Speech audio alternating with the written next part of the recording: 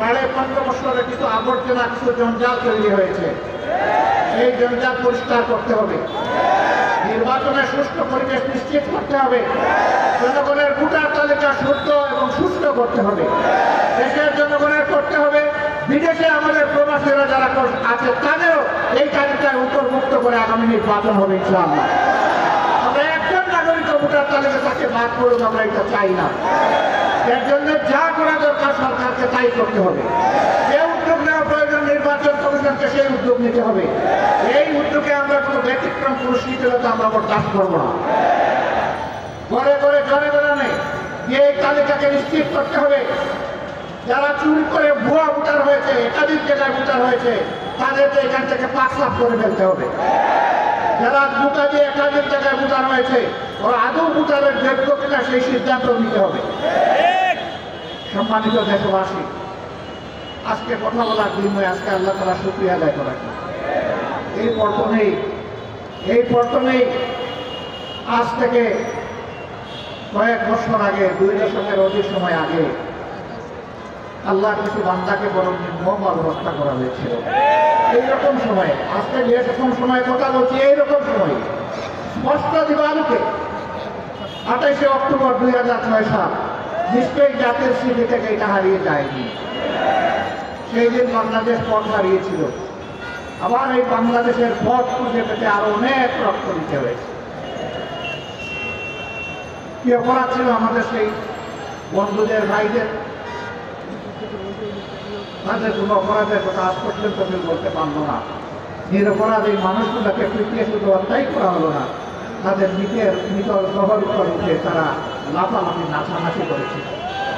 এরা কি মানুষ না পশু? পশু নয়। আল্লাহ তাআলার ভাষায় এরা পশুর চাইতে নিকৃষ্ট। আল্লাহ প্রথমে বলছেন বিবেক দিয়েছি, বিবেক অনুযায়ী কাজ করে নাই। আল্লাহ বলছেন এরা পশু। আবার আল্লাহ বলতেছেন আমি পশুকে বিবেক দেই নাই, এদেরকে বিবেক দিয়েছিলাম, এরা পশুর মতো কাজ করেছে, অতএব এরা পশু নয়, তার চেয়েও নিকৃষ্ট। একজন আক্রাসী মাফিয়া মাদারের নির্দেশে সেদিন লগে বইটা নিয়ে তার গুন্ডারা রাস্তায় নেমেছিল। তারাই তার নির্দেশে হত্যা করেছিল। এই মজদুর পরিবারগুলো সেদিন বিচার চেয়েছিল, আদালতে বিচার দায়েরও হয়েছিল, কিন্তু ক্ষমতার গরমে সেই বিচার তারা পেয়ে ফেলেছে। আমরা কথা দিচ্ছি এই বিচার আবার ফিরিয়ে আনা হবে। আমরা জমিনে আবার তাদের বিচার হবে ইনশাআল্লাহ। এর পরবর্তী পর্যায়ে শাহবাগীদের দাবিতে যাদেরকে হত্যা করা হয়েছে, খুন করা হয়েছে, তাদেরও বিচার আবার ফিরিয়ে আনা হবে ইনশাআল্লাহ। আর যে সমস্ত শাহবাগীরা সেদিন বাংলাদেশকে চ্যালেঞ্জ করে পাল্টা সরকার গঠন করেছিল, জনগণ তাদেরও বিচার চায়। এক দেশে 2 সরকার, এক সরকার বসে আছে পার্লামেন্টে, আরেক সরকার বসে আছে শাহবাগে। পার্লামেন্টের সরকারের কথায় জাতীয় পতাকা উঠে না, নামে না। শাহবাগের সরকারের, ভুয়া সরকারের কথায় পতাকা উঠে আর নামে। সেদিন আমরা একবার নয়, দুবার নয়, একদিন নয়, 2 দিন নয়, 1 সপ্তাহ নয়, 2 সপ্তাহ নয়, মাসের পর মাস রাষ্ট্রীয় পৃষ্ঠপোষকতায় সেই সন্ত্রাস চালিয়ে দেওয়া হয়েছে। বাংলাদেশ তুমি সাক্ষী, বিশ্ব তুমি সাক্ষী।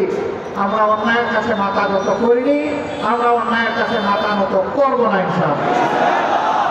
আমরা প্রিয় দেশের স্বাধীনতা, সার্বভৌমত্ব কোনো আগ্রাসী, কোনো হেজিমনিস্টের কাছে আমরা বিক্রি করব না, করতে দেব না ইনশাআল্লাহ। যারা বিক্রি করেছিল আজকে তারা পালিয়ে গিয়ে ওখানেই আশ্রয় নিয়েছে।